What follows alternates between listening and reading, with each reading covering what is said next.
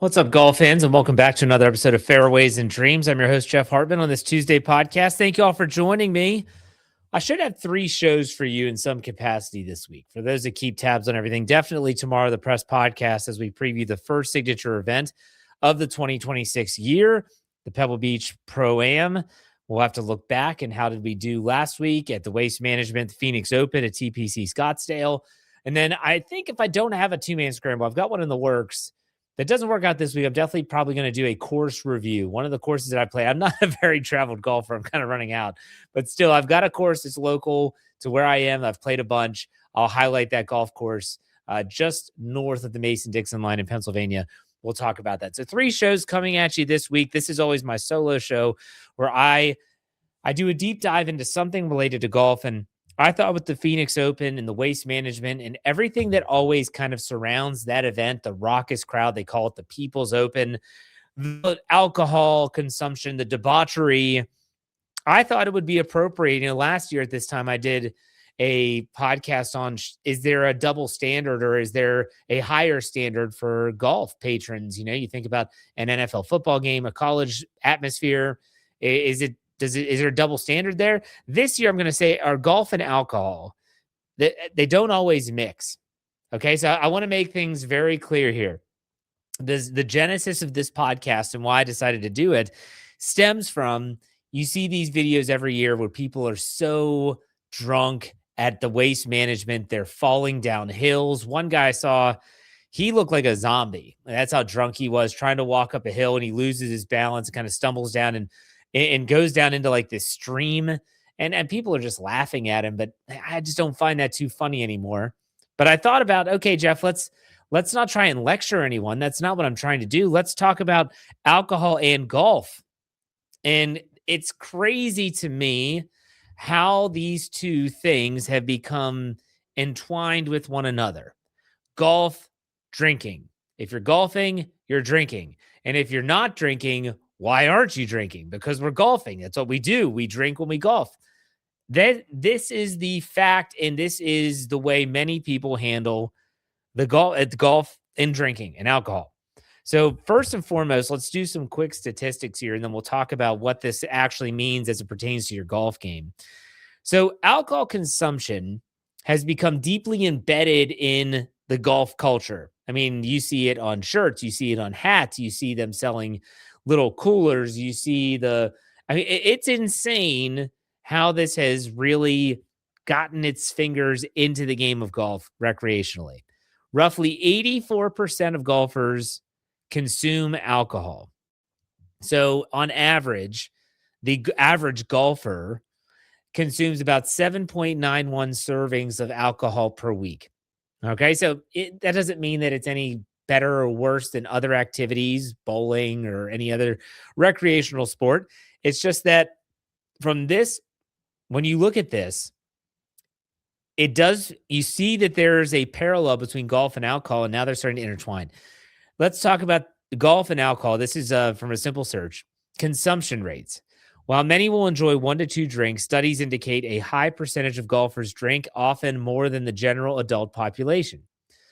But there is the old quote-unquote swing oil phenomenon, which means that some golfers believe that 1 to 2 drinks can act like swing oil or swing lube to relax muscles and increase confidence on the course. I'm sure every single person listening to this podcast knows someone, whether they golf with them regularly or whether they just know about them or whether they've golfed with them once or twice, that they have to have a couple drinks to get loose. They have to have a couple drinks to make them feel better about their game, about their swing. They're not going to worry as much. It's a de-stressor. That's what they're talking about here. But excessive alcohol consumption is linked to poor performance, including reduced coordination, balance issues, and impaired judgment. Again, I see these videos on social media, and I don't find them entertaining. You see, last year, there was the video of the minor league hockey player. I think this was in Canada. One player was extremely drunk, and finally they were taking forever. The guy, hockey player, like a minor leaguer, pretty big dude. I think he actually played in the NHL at one point. He goes up and says, guys, can we hurry it up? Some guy challenges him to a fight. He won't back down. He won't back down. Eventually, he gets hit and thrown into a lake. That's what we are talking about here. Alcohol has embedded itself in some positive, I guess, ways. You talk about the swaying oil and stuff like that. Nonetheless, social and physical factors, there's stronger social motives that increase the likelihood of drinking. And it's common for beverage to be available on the course, meaning you have the golf carts that go around that sell typically cart girls. They'll sell alcohol, all that stuff. But I think that what's really important here is that when you're talking about alcohol consumption in golf, you're talking about, okay, what exactly does it do to your game? What exactly does it do? How does it impact your game? So thankfully, this is where a place like Golf Digest comes in. Golf Digest actually went and they took 3 golfers, a low handicapper, a mid handicapper, and a high handicapper. And what they did is they took these 3 individuals, they hit drives, approach shots, or irons, and then they also had putts. And what they did is they just said, we want to do sober, and then we're going to increase 2 drinks at a time to see how things go. So here you have, first and foremost, totally sober, and you have these players that have drives. Let's just focus on the drives to start. Sober, you have, and these are just random names. Joel, he had a 260-yard drive. He's a low handicapper. Steve's a mid handicapper. He hit a 201. And then Chris, the high handicapper, hit it 96 yards. Sober. Then you go, though, they have 2 drinks, and they're drinking beer. So now Joel still hits a 260. Steve, it goes down to 188. But Chris, maybe feeling a little bit better about himself, he goes up to 160. Okay, let's continue. Now there are 4 drinks. Joel goes down to 259, still pretty even. Steve down to 157. You've seen his drives go downward. And Chris, he's at 109, so he kind of dips again. Now they're at 6 drinks. Joel is at 276, his longest drive of the day. Steve is down to 181, and Chris 54 yards. So he's probably feeling it to the max right now. They go to 8 drinks. Joel continues to pound the ball 260, 268 to be exact. Steve is just at 208, and Chris is at 91. So not a lot. There's a lot of roller coaster, especially with the high handicap player that probably doesn't have that indelible swing within them. But let's look at the irons. So this was how far away their approach shot was to the proverbial pin in feet. So with sober, Joel was 18 feet away. Steve was 36 feet away. Chris was 75 feet away. Now, after 2 drinks, Joel was 30 feet away. Steve was 45 feet away. And Chris was 45 feet away. So I understand like that's twice as far away for Joel. He was at 15 feet, now 30. 4 drinks. Joel hits a better shot. He's 17 feet. Steve is 30. Chris is 105 feet away. Let's go to 6 drinks. Joel's 24 feet. Steve is 47. Chris is 120 feet away. Oh, man. 8 drinks. Joel's 20 feet. Steve is 30 feet. Chris is 110 feet away. It feels like you get to this point where you just find yourself, you see that the low handicapper can keep it together. Yes, he had a bad shot, probably a bad swing or two in the 2 drink category, but mostly he kept it together. Let's go lastly to putting. Putts, how long did it take him to make a putt? When they were all sober, believe it or not, they all 3 putted. Then you go to having 2 drinks. They stay the same with 3 putts. Then Joel goes to 4 putts. He's the low handicapper. Steve at 3. Chris is 2. He's actually improved with putting. Then all of a sudden you have Joel with 2 and the other 2 1 putt.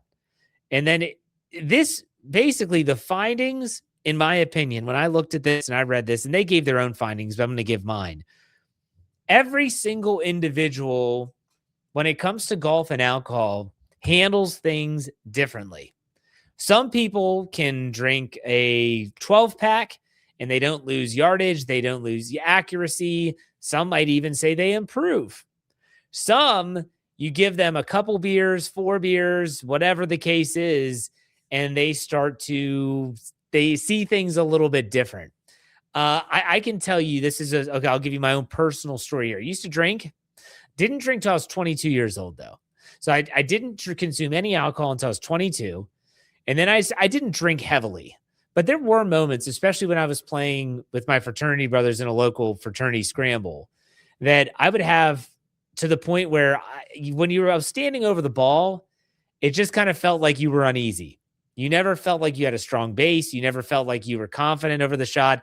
Doesn't mean I didn't hit the ball well. It doesn't mean I didn't score well, but definitely you feel different. I can tell you people probably I could give you over 10 that they can consume way more than me and they can lace the ball. They're playing great. Their short game is solid, like all of it. It is possible. It is possible. So when you looked at this low handicap, mid handicap, high handicap, what you saw from the findings was that everyone handled it differently. You saw some guys putt better when they were under the influence, but getting to the green was a challenge. Otherwise, the low handicapper, he was hitting the ball great, but couldn't putt. Every single human being is going to handle it differently. The biggest question that I have is the association with alcohol. It has gotten to the point now where if you were to just go onto a golf course randomly, you would have to search for groups or even a player in groups that are just out there golfing and not consuming alcohol. That they just say, I want to focus on my game maybe, or maybe they don't drink. That is rare. Like I said, 84% of golfers consume alcohol when they golf. Some people, it doesn't matter, morning, afternoon, evening, they will be consuming alcohol at that time. Cold, heat, doesn't matter. They're going to be consuming alcohol. That is completely up to the individual. Now, as I said, I didn't drink till I was 22. I stopped drinking probably, I guess that was about 8 years ago. Just didn't do anything for me anymore. I don't consume alcohol, haven't consumed alcohol. No, I'm not an alcoholic, but I just don't find it does anything for me at this stage of my life. When I golf, obviously, typically I have my children with me. Therefore, I'm not drinking, nor would I. And I feel like I'm trying to set an example for them that they can be responsible, that you don't have to drink if you're doing an activity like golf where it's so associated with the game. It's not that I am doing this for performance reasons. It's definitely more than that. And those are just personal reasons. But still, it was very interesting when I looked up some of this information. But then you have these events like the Phoenix Open, and you could even throw in last year's Ryder Cup at Bethpage Black as a situation where you're watching some of the crowd and the patrons there and the amount of alcohol that's consumed.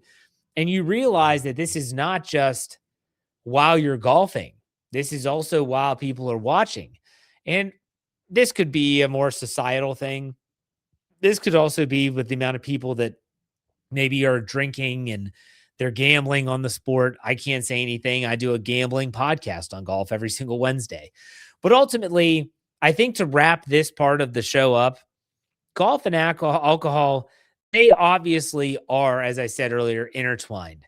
There are some people that when they golf, it's like Pavlov's dogs. In other words, if Pavlov's dog was that whenever they rang the bell, the dog would get a treat. You ring the bell, the dog would get a treat. Eventually, you ring the bell, the dog starts to salivate without even getting a treat because it's expected to do that. It's almost Pavlovian for a lot of golfers that whenever they go out golfing, whether they're walking, riding, doesn't matter. It's almost as if they feel like they have to do it. They feel like they have to drink. They have to do it. This is what we do. When we golf, we drink. And if you don't do it, you're looked at like, whoa, did you just say you're not drinking? What's wrong? Is everything okay?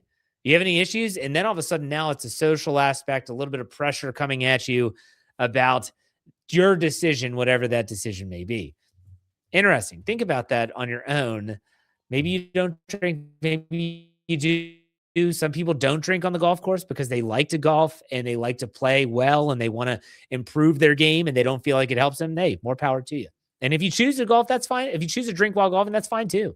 My dad and his friends, they all drink when they golf. That's fine. I grew up with it. It's not a problem. I'm not trying to lecture anyone here. I'm just giving you the statistics from the data that has been provided about what it might do to your golf swing, your golf game. But I thought that especially with the Phoenix Open, the waste management wrapping up, and you see some of those videos, it felt like an appropriate time to talk about it. All right, let's get to the latest news in the game of golf. Chris Gotterup wins that waste management Phoenix Open in dramatic fashion in a playoff with Hideki Matsuyama, who blew a one-shot lead entering 18, and it went to a playoff. I got to be honest, I was more involved in that on Sunday than I was the Super Bowl. I was watching it up until the finish. It was fantastic television. I thought it was a great tournament. You had a Scotty Scheffler who at one point thought he's going to miss the cut at the 73 in the first round, and he battles his way back and he finishes in the top 5. Just incredible. You also had like Goddard storming back. You had a really chalked up, like a good leaderboard, whether it was Hideki, Akshay was there, Goddard was there, Scotty was there. It was exciting. I was really into the Phoenix Open. It was a great Sunday, a great weekend of golf. And Chris Goddard does it. But Hideki Matsuyama, I mean, this guy is something to behold. He drove the ball so poorly, especially Sunday. It was amazing that he even made it to a playoff. He couldn't hit a fairway to save his life, yet this guy is so talented. Rough, fairway bunkers, his ability to get up and down around the green is almost second to none right now. Hideki Matsuyama, if he can figure out the driver, he is going to win a lot of tournaments this year. That is, without a doubt, a certainty. But he's got to figure out that driver for sure. A couple interesting notes about Chris Goddard. This was his 71st career start. Okay, Jeff, what's so important about the 71st career start? Well, I'll tell you what. 71st career start. When Scotty Scheffler had his 71st career start, he won the Waste Management Phoenix Open. And it was his first win on tour. And Chris Goddard's 71st career start, he wins the Phoenix Open, and it is his 4th of his career. And it's his 2nd this year because he won the Sony Open in Hawaii.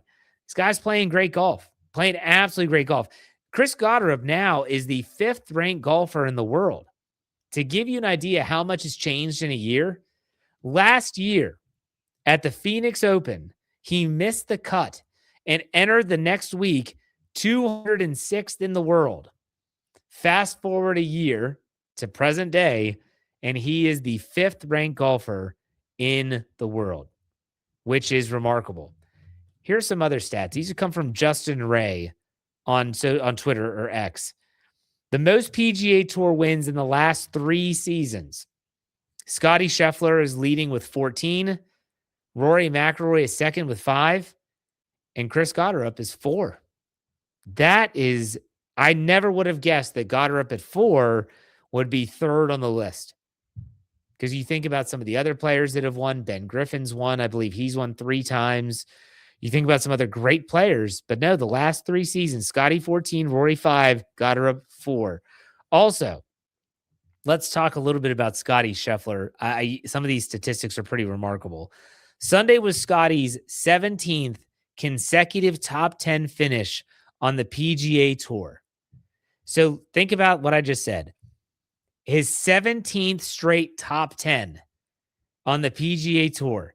Per the PGA Tour, it's the longest such streak since Billy Casper had 17 straight from 1964 to 1965. So in other words, if Scotty Scheffler, who will be playing at Pebble Beach in the Pro-Am this upcoming weekend, signature event, if he can finish in the top 10, he will then break that streak and have a new top 10 streak of being in the 18th consecutive top 10 of all time, which is pretty crazy. And I think it's also pretty crazy that it's not Tiger Woods, it's Billy Casper that holds that record, which is pretty nuts. Speaking of world rankings, Live Golf, in case you missed it last week, they get official world golf rankings, which good for them. But they were also kind of pissed off about it too. You know, PGA Tour was like, yeah, they're giving them points, sure. But they weren't happy about them giving them points. But Live Golf, in terms of the points they're giving for wins on their tour, they get about 1/3 of the points compared to a win on the PGA Tour.